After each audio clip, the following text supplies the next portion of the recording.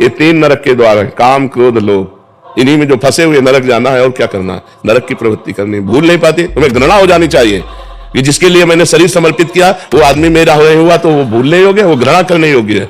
नाम जप करो और सही रास्ते से चलो, नहीं तो किसी काम का मनुष्य जीवन नहीं रह जाएगा। हम कहते हैं दोस्ती करना पाप नहीं है, कोई भी किसी से भी दोस्ती करो, लेकिन दोस्ती गंदगी करना पाप है, व्यभिचार करना पाप है। ये क्यों करते हो?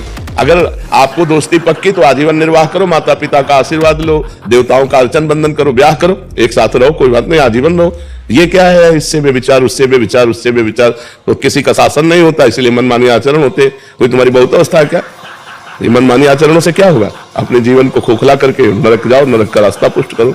इसलिए बच्चा सावधान, नाम जप करो और सावधान रहो, और भगवान का आश्रय लेकर के धर्म पूर्वक जीवन व्यतीत करो। मनुष्य जीवन ये दिव्य मिला है, इससे भगवान की दिव्यता प्राप्त करो।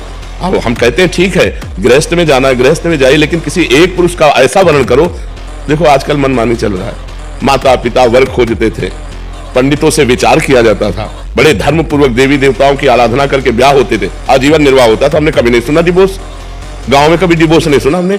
ये जो व्यभिचार प्रवृत्ति शुरू ना, गर्ल फ्रेंड और बॉय फ्रेंड और लिव इन रिलेशन, यहां से शुरू हुआ डिवोर्स। नहीं, हमने कभी डिवोर्स नहीं सुना। आजीवन निर्वाह, क्योंकि माता पिता ने किया, देवी देवताओं का पूजन करके, शास्त्र के पंडित के अनुसार अग्नि के फेरे लेकर, तब कहीं वो धर्म से चलो। इस तरह के मनमानी आचरण कोई भी मत करो, नहीं तो पछताना पड़ेगा। संसार का बड़ा विचित्र स्वरूप है, होश में चलना चाहिए।